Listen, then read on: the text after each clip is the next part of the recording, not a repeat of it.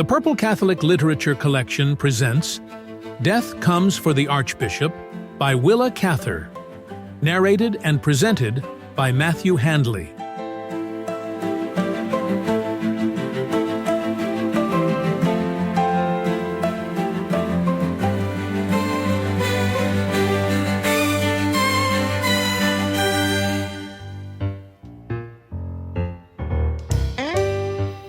Hello, everyone, and welcome to the program. I'm Matthew Handley in Ishpeming, Michigan. This is episode 3 of Death Comes for the Archbishop, presented by the Purple Catholic Literature Collection. Today we're reading through Book 2 and see the evangelical and missionary spirit of both Father Vaillant and Bishop Latour. Later, Franz Klein will be joining me to discuss literary criticism and its value for the average reader. But first, Death Comes for the Archbishop.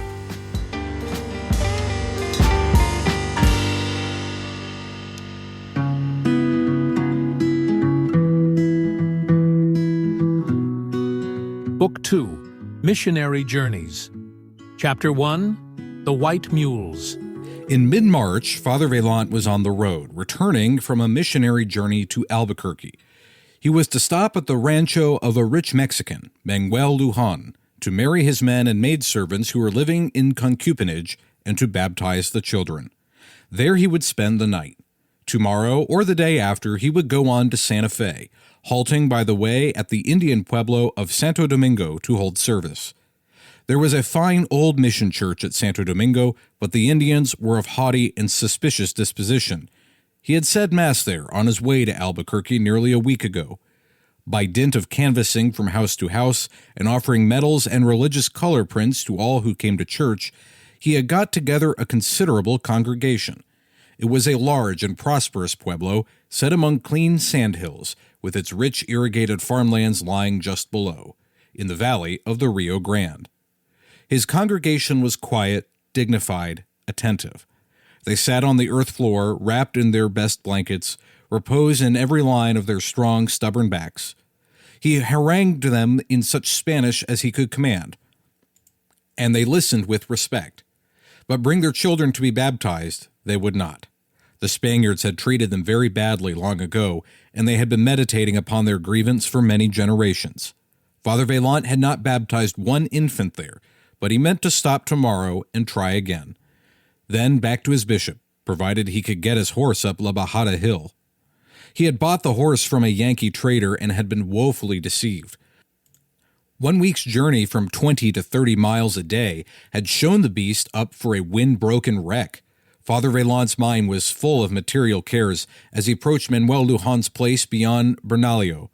The rancho was like a little town, with all its stables, corrals, and stake fences. The Casa Grande was long and low, with glass windows and bright blue doors, a portale running its full length, supported by blue posts. Under this portale, the adobe walls was hung with bridles, saddles, and great boots and spurs, guns and saddle blankets, strings of red peppers, fox skins, and the skins of 2 great rattlesnakes.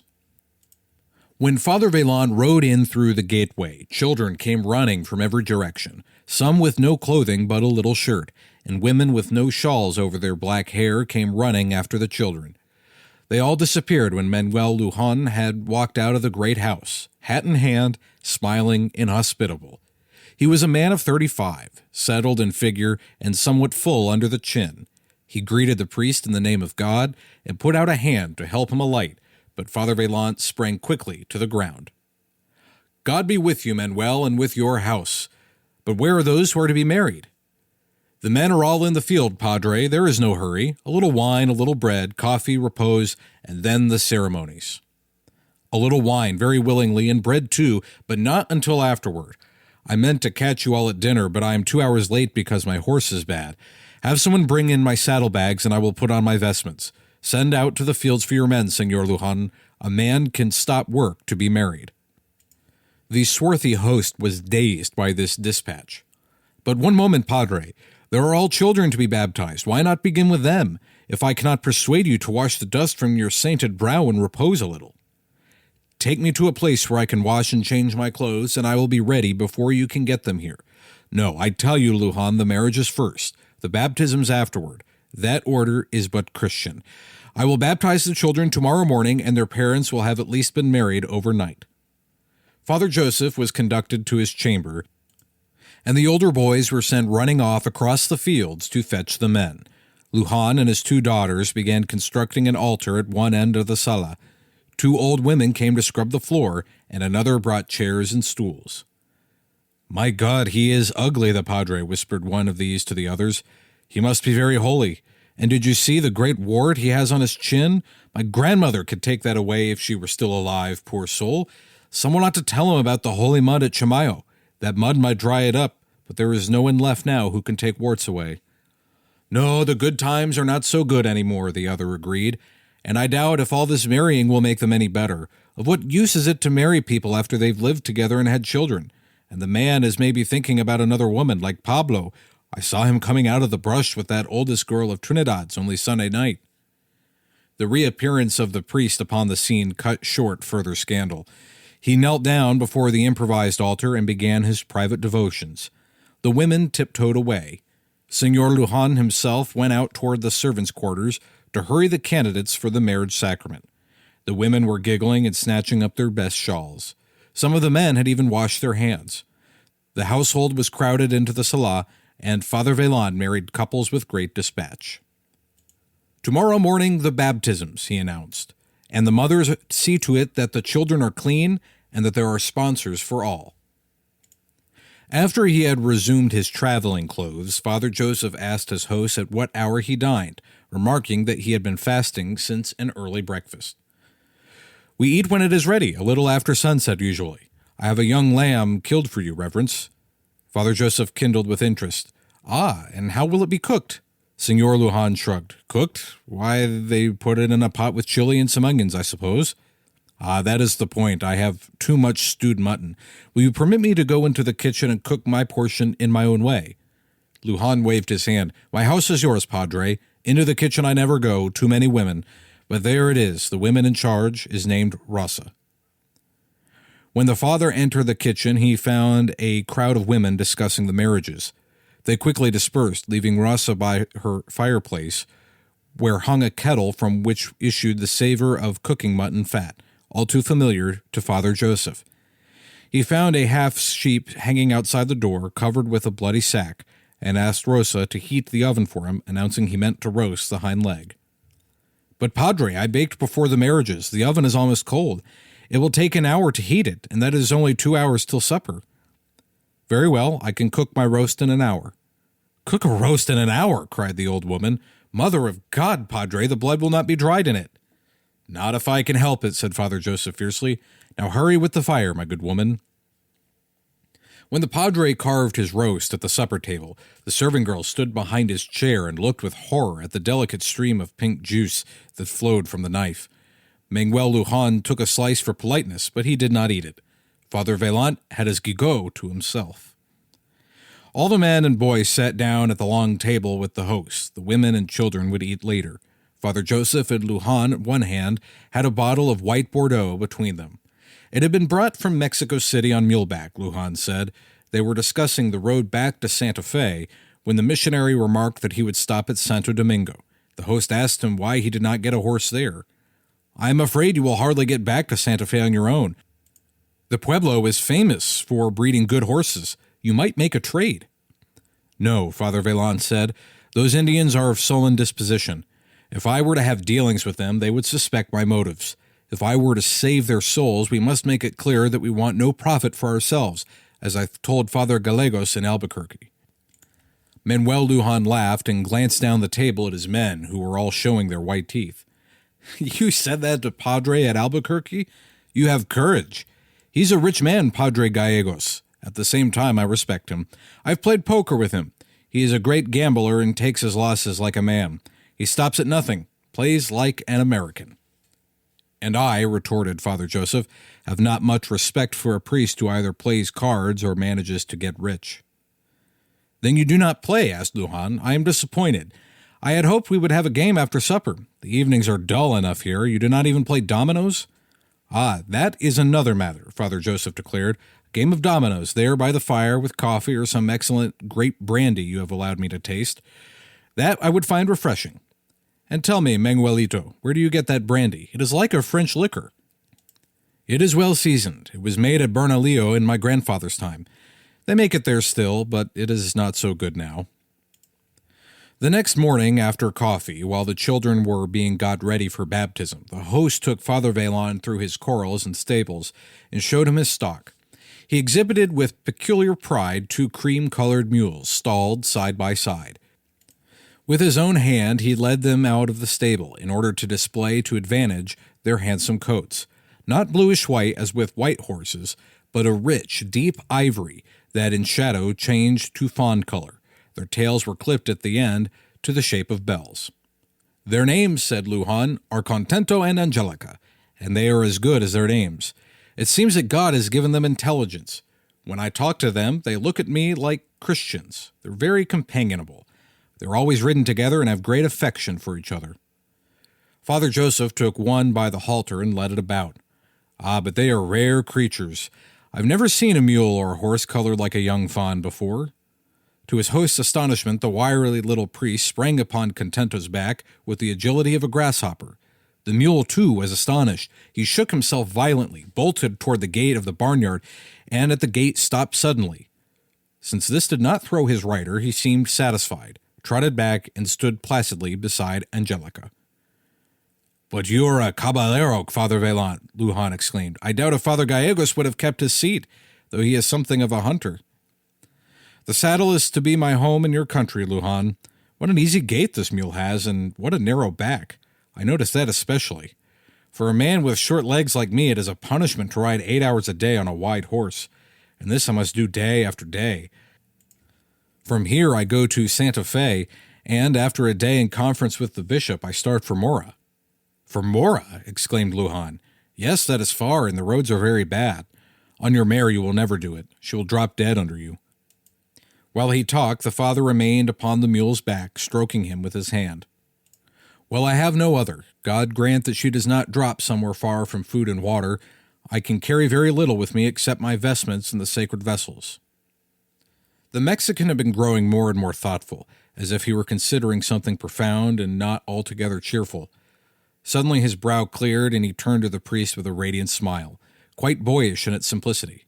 "Father Velan," he burst out in a slightly oratorical manner, "you have made my house right with heaven, and you charge me very little.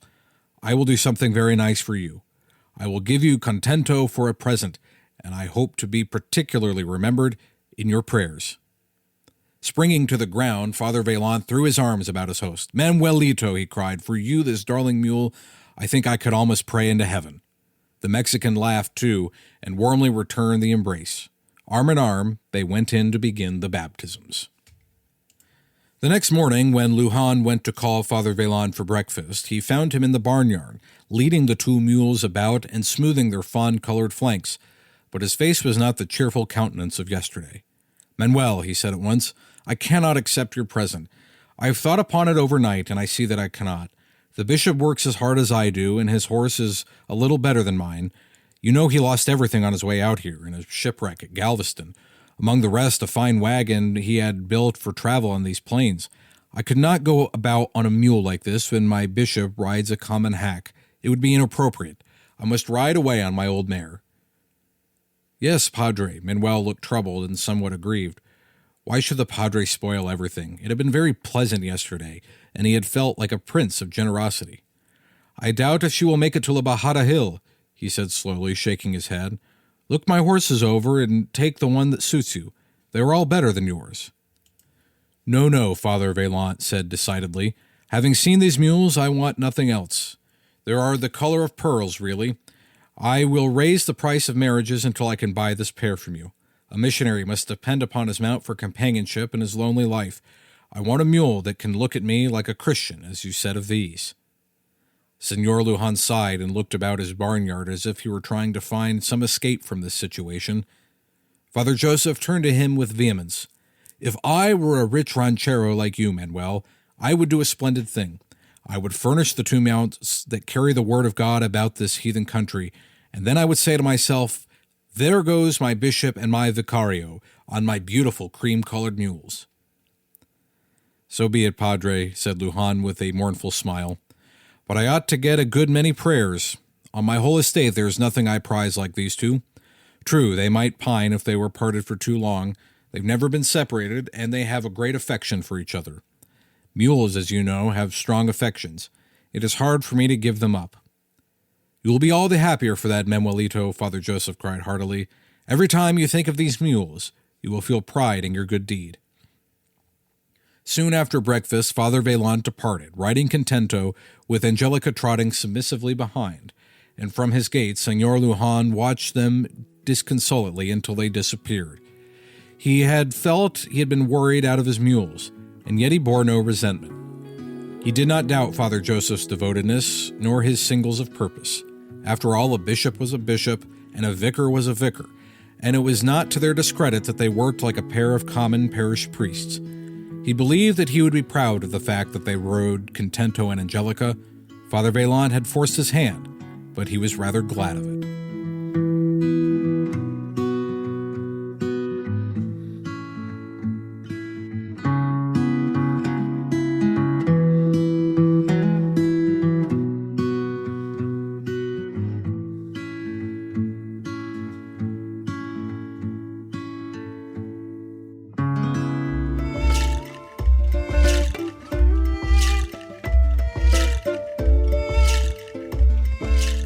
Chapter 2.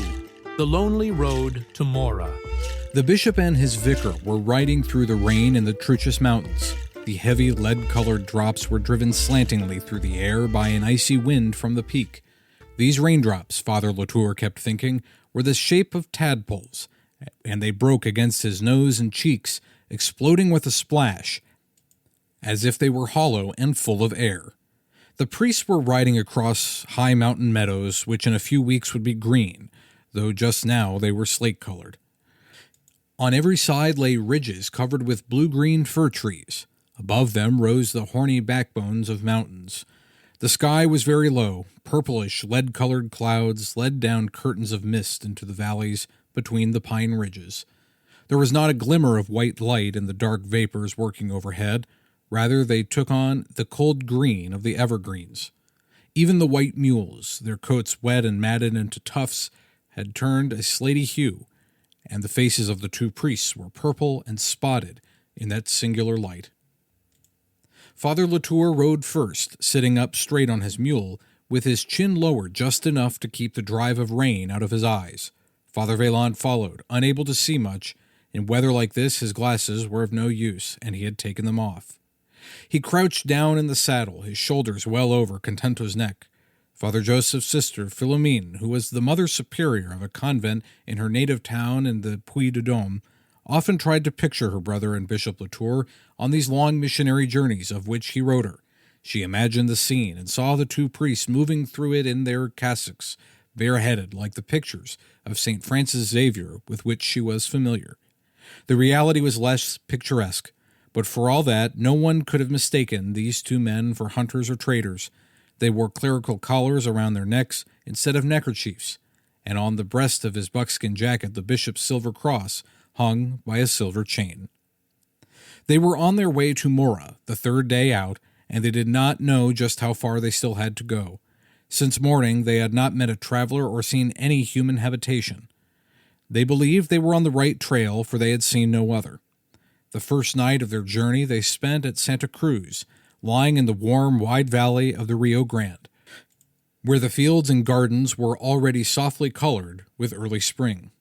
But since they had left the Española country behind them, they had contended first with wind and sandstorms, and now with cold. The bishop was going to Mora to assist the padre there in disposing of a crowd of refugees who filled his house.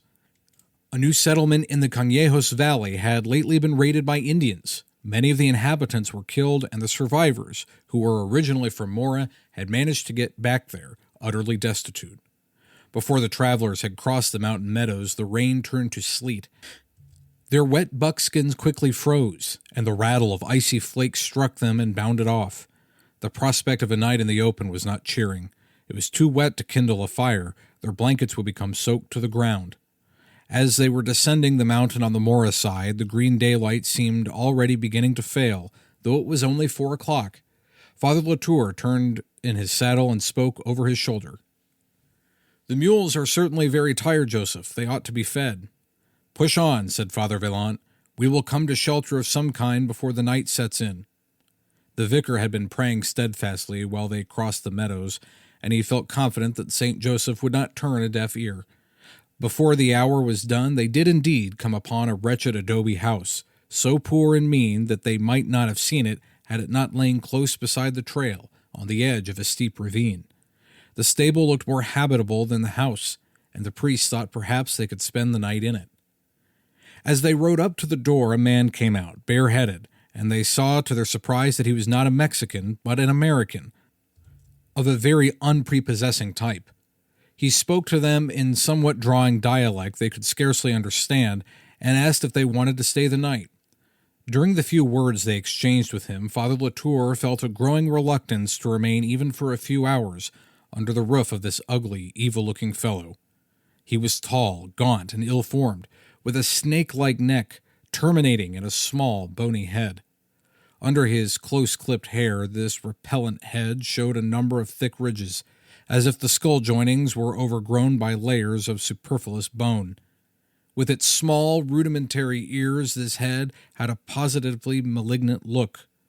The man seemed not more than half human, but he was the only householder on the lonely road to Mora. The priest dismounted and asked him whether he could put their mules under the shelter and give them grain feed. "As soon as I get my coat on, I will. You can come in." They followed him into a room where a pinyon fire blazed in the corner, and went toward it to warm their stiffened hands. Their host made an angry snarling sound in the direction of the partition, and a woman came out of the next room. She was a Mexican. Father Latour and Father Vaillant addressed her courteously in Spanish, greeting her in the name of the Holy Mother, as was customary. She did not open her lips, but stared at them blankly for a moment, then dropped her eyes and cowered as if she were terribly frightened. The priests looked at each other. It struck them both that this man had been abusing her in some way. Suddenly he turned on her. "Clear off them chairs for the strangers. They won't eat you if they're priests." She began distractedly snatching rags and wet socks and dirty clothes from the chairs. Her hands were shaking so that she dropped the things. She was not old. She might have been very young, but she was probably half-witted. There was nothing in her face but blankness and fear. Her husband put on his coat and boots, went to the door, and stopped with his hand on the latch, throwing over his shoulder a crafty, hateful glance at the bewildered woman.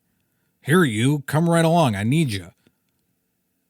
She took her black shawl from a peg and followed him. Just at the door, she turned and caught the eyes of the visitors, who were looking after her in compassion and perplexity. Instantly, that stupid face became intense, prophetic, full of awful meaning. With her finger she pointed them, away, away, 2 quick thrusts into the air.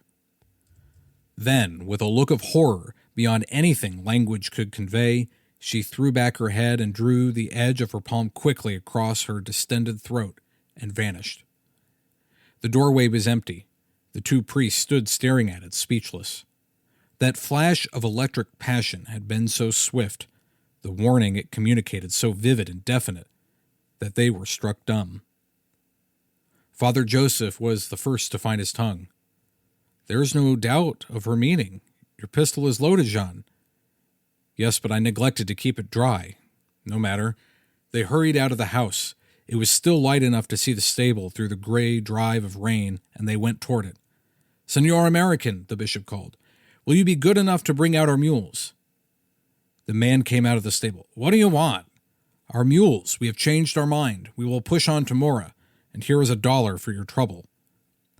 The man took a threatening attitude. As he looked from one to the other, his head played from side to side exactly like a snake's. "What's the matter? My house ain't good enough for you?" "No explanation is necessary. Go into the barn and get the mules, Father Joseph." "Don't you dare go in my stable, you priest." The bishop drew his pistol. "No profanity, senor. We want nothing from you but to get away from your uncivil tongue. Stand where you are." The man was unarmed. Father Joseph came out with the mules, which had not been unsaddled. The poor things were each munching a mouthful, but they needed no urging to be gone. They did not like this place. The moment they felt their riders on their backs, they trotted quickly along the road, which dropped immediately into the arroyo.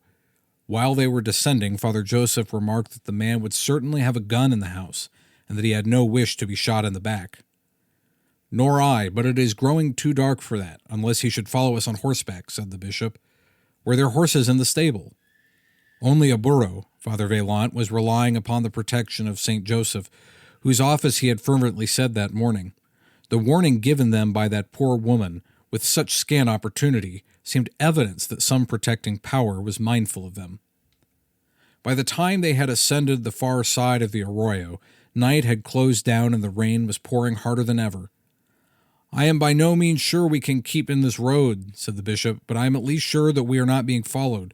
We must trust these intelligent beasts. Poor woman! He will suspect her and abuse her, I am afraid." He kept seeing her in the darkness as he rode on, her face in the firelight, and her terrible pantomime. They reached the town of Mora a little after midnight. The padre's house was full of refugees, and 2 of them were put out of a bed in order that the bishop and his vicar could get into it.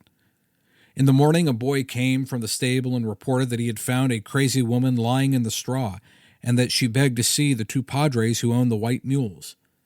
She was brought in, her clothing cut to rags, her legs and face, even her hair, so plastered with mud that the priest could scarcely recognize the woman who had saved their lives the night before. She said she had never gone back to the house at all. When the 2 priests rode away, her husband had run to the house to get his gun, and she had plunged down a washout behind the stable into the arroyo, and had been on the way to Mora all night. She had supposed he would overtake her and kill her, but he had not. She reached the settlement before daybreak, and crept into the stable to warm herself among the animals and wait until the household was awake. Kneeling before the bishop, she began to relate such horrible things that he stopped her and turned to the native priest. "This is a case for the civil authorities. Is there a magistrate here?" There was no magistrate, but there was a retired fur trapper who acted as notary and could take evidence. He was sent for, and in the interval Father Latour instructed the refugee women from the Cañejos to bathe this poor creature and put decent clothes on her, and to care for the cuts and scratches on her legs. An hour later, the woman, whose name was Magdalena, calmed by food and kindness, was ready to tell her story. The notary had brought along his friend, St. Vrain, a Canadian trapper who understood Spanish better than he. The woman was known to St. Vrain, moreover, who confirmed her statement that she was born Magdalena Valdez at Los Ranchos de Taos, and that she was 24 years old. Her husband, Buck Scales, had drifted into Taos with a party of hunters from somewhere in Wyoming. All white men knew him for a dog and a degenerate, but to Mexican girls, marriage with an American meant coming up in the world. She had married him 6 years ago, and had been living with him ever since in that wretched house on the Mora Trail. During that time he had robbed and murdered 4 travelers who had stopped there for the night. They were all strangers, not known in the country. She had forgotten their names, but one was a German boy who spoke very little Spanish and little English, a nice boy with blue eyes, and she had grieved for him more than for the others. They were all buried in the sandy soil behind the stable. She was always afraid their bodies might wash out in a storm. Their horses Buck had ridden off by night and sold to Indians somewhere in the north. Magdalena had borne 3 children since her marriage, but her husband had killed each of them a few days after birth, by ways so horrible that she could not relate it. After he had killed the first baby, she ran away from him, back to her parents at Ranchos. He came after her and made her go home with him by threatening to harm the old people. She was afraid to go anywhere for help, but twice before she had managed to warn travelers away when her husband happened to be out of the house. This time she had found courage, because when she looked into the faces of these 2 padres, she knew they were good men, and she thought if she ran away after them, they could save her. She could not bear any more killing. She asked nothing better than to die herself, if only she could hide near a church and a priest for a while to make her soul right with God. St. Vrain and his friend got together a search party at once. They rode out to Scales' place and found the remains of 4 buried men under the corral behind the stable, as the woman had said. Scales himself they captured on the road from Taos, where he had gone to look for his wife. They brought him back to Mora, but St. Vrain rode on to Taos to fetch a magistrate. There was no calabozo in Mora, so Scales was put into an empty stable, under guard. This stable was soon surrounded by a crowd of people who loitered to hear the blood-curdling threats the prisoner shouted against his wife. Magdalena was kept in the Padre's house, where she lay on a mat in the corner, begging Father Latour to take her back to Santa Fe, so that her husband could not get at her. Though Scales was bound, the bishop felt alarmed for her safety. He and the American notary, who had a pistol of the new revolver model, sat in the sala and kept watch over her all night. In the morning, the magistrate and his party arrived from Taos. The notary told him the facts of the case in the plaza where everyone could hear. The bishop inquired whether there was any place for Magdalena in Taos, as she could not stay here in such a state of terror. A man dressed in buckskin hunting clothes stepped out of the crowd and asked to see Magdalena. Father Latour conducted him into the room where she lay on her mat. The stranger went up to her, removing his hat. He bent down and put his hand on her shoulder. Though he was clearly an American, he spoke Spanish in the native manner. "Magdalena, don't you remember me?" She looked up at him as out of a dark well. Something became alive in her deep, haunted eyes. She caught with both hands at his fringed buckskin knees. "Cristobal," she wailed. "Oh, Cristobal!" "I'll take you home with me, Magdalena, and you can stay with my wife. You wouldn't be afraid in my house, would you?" "No, no, Cristobal, I will not be afraid with you. I am not a wicked woman." He smothered her hair. "You are a good girl, Magdalena, always were. It will be all right. Just leave things to me." Then he turned to the bishop. "Senor Vicario, she can come with me. I live near Taos. My wife is a native woman, and she'll be good to her. That varmint won't come about my place, even if he breaks jail. He knows me. My name is Carson." Father Latour had looked forward to meeting the scout. He had supposed him to be a very large man, of powerful body and commanding presence. This Carson was not so tall as the bishop himself. He was very slight in frame, modest in manner, and spoke English with a soft southern drawl. His face was both thoughtful and alert. Anxiety had drawn a permanent ridge between his blue eyes. Under his blond mustache, his mouth had a singular refinement. The lips were full and delicately modeled. There was something curiously unconscious about his mouth, reflective, a little melancholy, and something that suggested a capacity for tenderness. The bishop felt a quick glow of pleasure in looking at the man. As he stood there in his buckskin clothes, one felt in him standards, loyalties, a code which is not easily put into words, but which is instantly felt when two men who live by it come together by chance. He took the scout's hand. "I have long wanted to meet Kit Carson," he said. "Even before I came to New Mexico, I have been hoping you would pay me a visit at Santa Fe." The other smiled. "I'm right shy, sir, and I'm always afraid of being disappointed, but I guess it'll be all right from now on." This was the beginning of a long friendship. On their ride back to Carson's ranch, Magdalena was put in Father Vaillant's care, and the bishop and the scout rode together. Carson said he had become a Catholic merely as a matter of form, as Americans usually did when they married a Mexican girl. His wife was a good woman and very devout, but religion had seemed to him pretty much a woman's affair until after his last trip to California. He had been sick out there, and the fathers at one of the missions took care of him. "I began to see things different, and I thought someday I might be a good Catholic in earnest. I was brought up to think priests were rascals and that the nuns were bad women, all the stuff they talk back in Missouri. A good many of the native priests here bear out that story. Our Padre Martinez in Taos is an old scapegrace if there ever was one. He's got children and grandchildren in almost every settlement around here. And Padre Lucero at Arroyo Hondo is a miser, takes everything a poor man's got to give him a Christian burial." The bishop discussed the needs of his people at length with Carson. He felt great confidence in his judgment. The two men were about the same age, both a little over 40, and had both been sobered and sharpened by wide experience. Carson had been a guide in world-renowned explorations, but he was still almost as poor as in the days when he was a beaver trapper.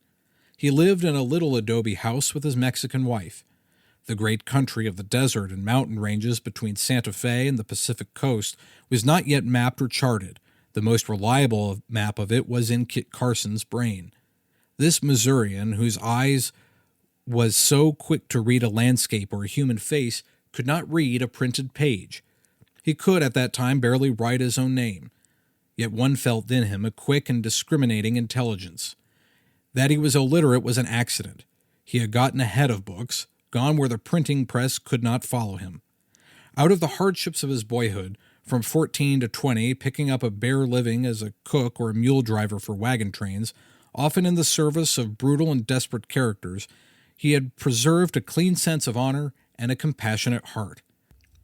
In talking to the bishop of poor Magdalena, he said sadly, "I used to see her in Taos when she was such a pretty girl. Ain't it a pity?" The degenerate murderer, Buck Scales, was hanged after a short trial.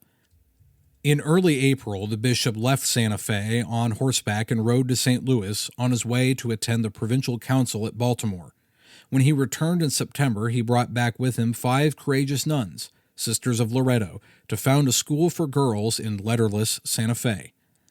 He sent at once for Magdalena and took her into the service of the sisters. She became housekeeper and manager of the sisters' kitchen.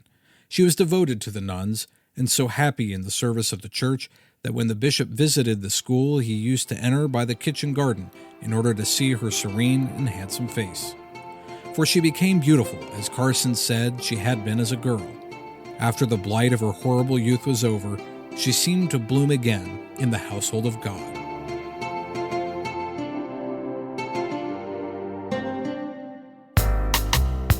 Coming up.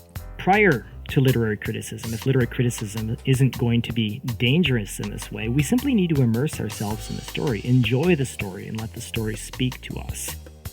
Now this. Support for this program comes from Hotels.com, an online travel service offering booking options for accommodations worldwide. Hotels.com provides tools to compare and book hotels, vacation rentals, and other lodging types, with a wide selection available across various destinations. More information is available at purplecatholic.com/hotels. And by Audible, an audiobook and spoken word entertainment service offering a wide selection of audiobooks, podcasts, and Audible originals, including titles such as Pope Francis's God is Young and Pope Benedict XVI's Jesus of Nazareth. More information is available at audibletrial.com/purple. Don't forget you can get early ad-free access to each episode of Death Comes for the Archbishop by becoming a paying subscriber at purplecatholic.com. We'll be right back.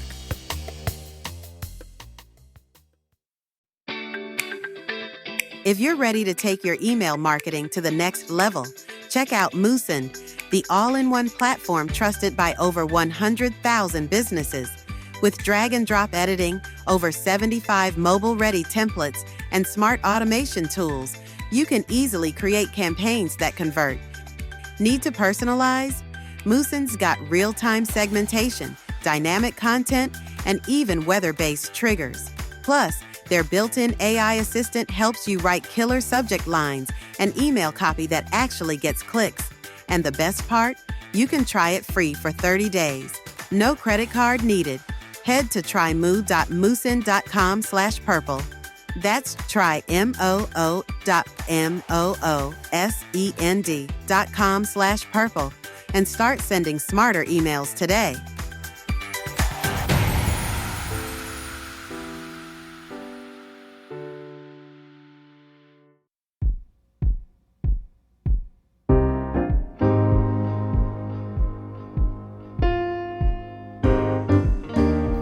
Welcome back to the program. I'm Matthew Handley. In higher education, much is made about the critical ways one can read a story, and we'll discuss the methods of doing so in a moment. But is this practice actually useful for the average reader? My guest today is Franz Klein. He teaches history, literature, and religion for Mother of Divine Grace School, an online program for Catholic homeschooling families. He and his wife, Rosemary, homestead and grow lots of garlic together with their 7 boys on an organic farm in west central Wisconsin. Mr. Klein, good to talk to you, sir. Thanks for joining me. Matthew, I'm very happy to be on your show and to reconnect with you. Yes. I should tell your listeners that before I taught for Mother of Divine Grace, I taught at a wonderful Catholic school in North Carolina, and Matthew was a star student of mine. So it's great to reconnect. Star student, perhaps in your Southern literature class, probably not in Latin, if I seem to recall. But well, everybody has to try. Yes. And you put in a good effort, like every student at that school did. Latin can teach you to work hard. Yes. Yep. Well, and I joke with people now because I work with some people in the healthcare side of things that, most of my Latin at this point is liturgical. So don't throw any medical terms at me because I'm not gonna be able to recognize it. I'll try to refrain, Matthew. I appreciate you joining me today. I want to talk first about literary criticism because you have studied literature. You teach literature as one of your subjects.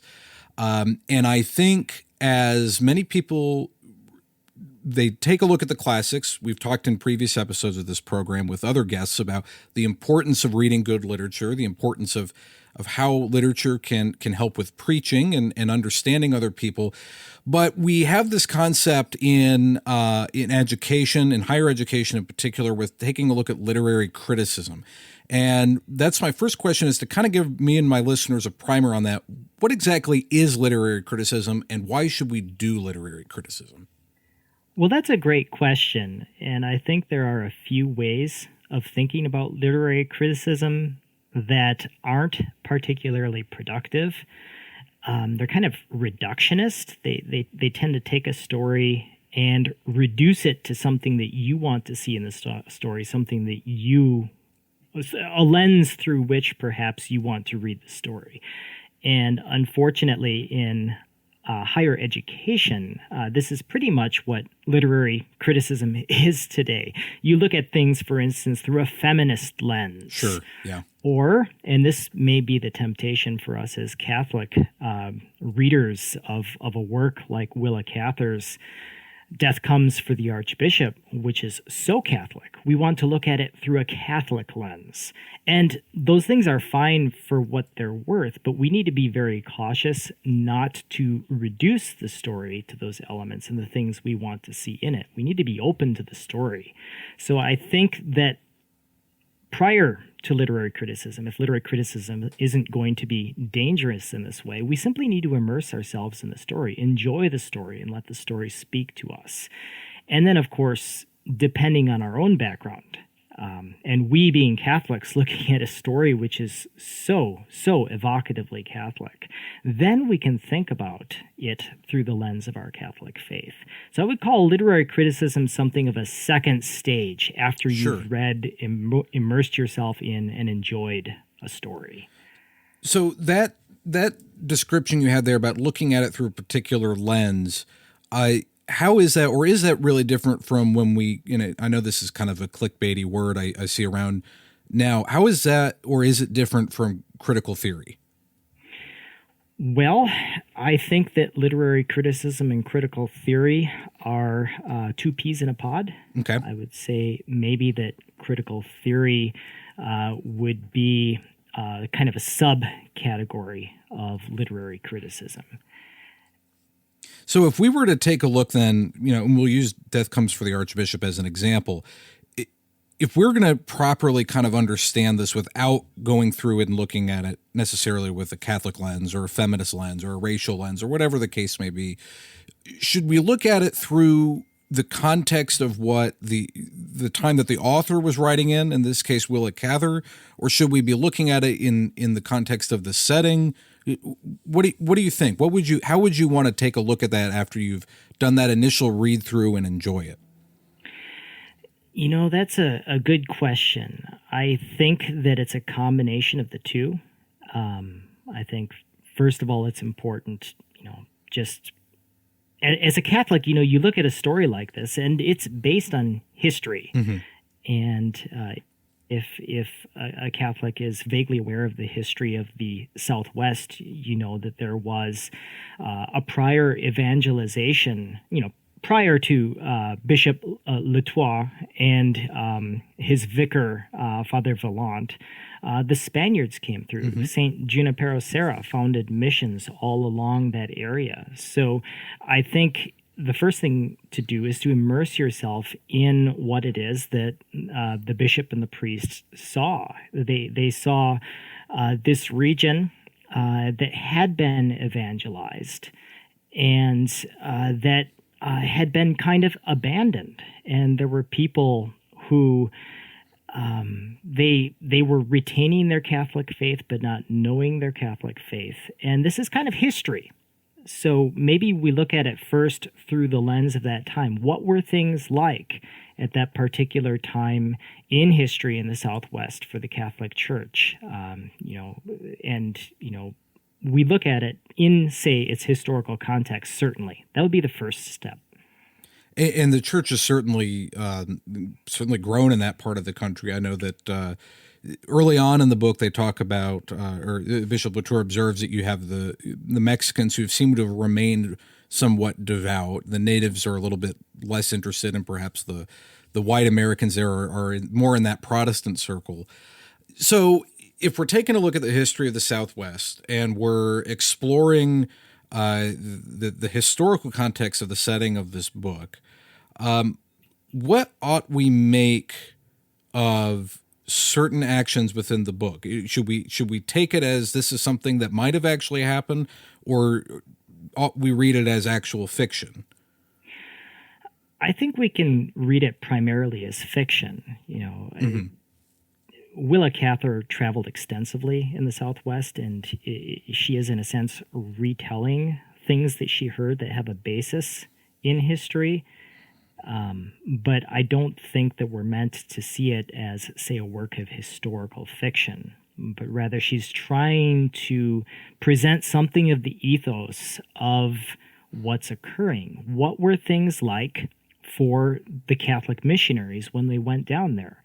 What were things like for the Navajo Indians who figure strongly here? And with the Americans coming in, how did this area change? What is the prehistory of it? And this is where I mentioned Father Junipero Serra again, and the stories of the early missionaries. There's even a retelling of the story of Our Lady of Guadalupe. And all these things, yes, they have a basis in history, but they're being shared in a way which presents something of the ethos of the time. So we get an impression of what it was like historically, but it's not history per se. So you and I, we're both devout Catholics. I would assume most of our listeners are as well. Let's talk about, you talked early on about that criticism of looking at it through a Catholic lens. If we were to take Death Comes for the Archbishop and say, I want to read this with a Catholic lens, what are some things that stick out to you, and why is that something that we should do as readers of literature? This particular novel is part of our identity as American Catholics. It's something that Cather presents so beautifully, and it's wonderful to look at this story, therefore, and see what she's presenting theologically. So it can be of immense benefit.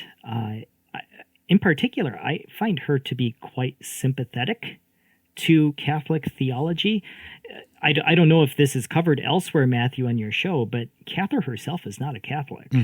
She was raised a Baptist. She at some point began to attend the Episcopalian Church, so she definitely had sympathy for Catholic liturgy or higher liturgy. Yeah. But it's rather compelling to me how well she is able to depict what a Catholic missionary would have been thinking, and also some of the stumbling blocks that missionaries may encounter, especially in some of the stories of the Spanish missionaries who ended up making themselves quite comfortable. Yep. So, if we're taking a look at this through, well, let me back up a little bit here. One of the things that I've been focusing on in particular throughout this program is, in a sense, advocating for the importance of reading good literature as a way to form our Catholic faith personally, and to grow and develop our Catholic imagination. Do you think literature is important for developing our understanding of God? Absolutely. Not only our understanding of God, but also our understanding of man. Yeah. I mentioned that I think Cather is quite sympathetic to the Catholic perspective, and I am taken by the characters that she formed. Bishop Latour is he's a missionary through and through, and I think perhaps my favorite character in the whole book is Father Vaillant. He's not an intellectual, but he's a go-getter, and his entire life is spent in the missions and for the missions. And it's interesting early on how he's itching to be on the road every time that Bishop Latour makes him stay back in Santa Fe. Yeah. And then finally he achieves his heart's desire in the end when he's sent off to the gold-crazed West, I believe Denver is, where he's a missionary and eventually the first bishop. The depiction of the cart that is built just for him, and the way that he has it outfitted and makes the trips, the begging he does, it lifts my heart to read these stories. It's one thing to read a saint's biography.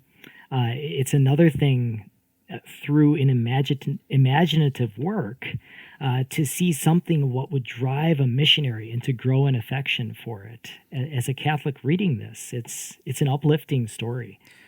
I often think back to being a former student of yours many years ago. One of the common questions I'm sure you would get from a student, even perhaps if you were teaching at the college level, you might get it as well. Is to why are we bothering reading this? Either I find it boring or I find it it's not interesting to me. What's the point? How would you answer a student that if you had assigned them this particular novel to go through and read, right now, how would you answer that question? Why would I bother reading something like this? Matthew, I've always been a fan of historical fiction. And again, I would distinguish, I don't think this is quite historical fiction. It's clearly fictionalized. It's in keeping with history. But what's special about something like this, as opposed to a dry historical text, is that it fires the imagination. Mm-hmm. Reading something like this, the images that come to mind and that stick there can help you to visualize the landscape. As I said earlier, what drove the missionaries, what the people were like, some of the temptations they could fall into. There's something about feeding the imagination where you're able to picture things. And this occurs best, I think, through stories. Now, I teach history as well, and I have no problem with history books. They're important for sharing facts. But there's something about stories which really help us to put flesh on these historical figures and understand a time period and an ethos more clearly. So it's worth reading these sorts of things because they can help us they can help to bring them alive for us. Mm-hmm.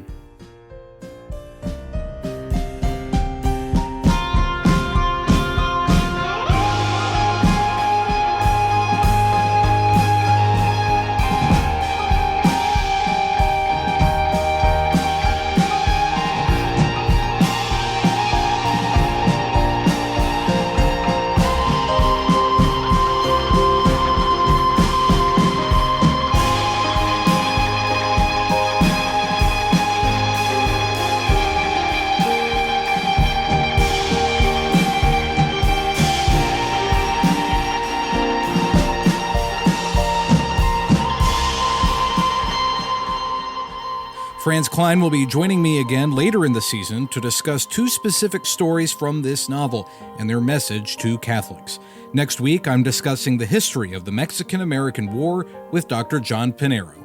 I'm Matthew Handley. Lord willing, I will talk to you then. Goodbye.